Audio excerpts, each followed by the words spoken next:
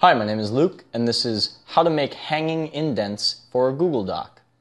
Hanging indents are a type of paragraph where the first line is unindented, but the subsequent lines after which are indented. In Google Docs, you can do this by going to the top. You'll see a blue flat bar and then a downward arrow. The blue flat bar represents the first line indent, and the downward arrow represents the rest of the paragraph's indents. Start by dragging the bottom arrow to the right. The top blue bar is going to go along for the ride. Now, once this is moved over to how far you want the hanging indent to be, move the top blue bar back over to the left of where you want the first line to be. As you can see, my first line moved back over to where it should be.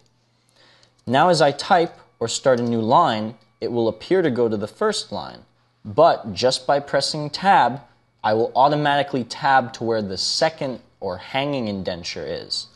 And as you can see, if I keep pressing tab, it will always indent to the same spot. And that's it.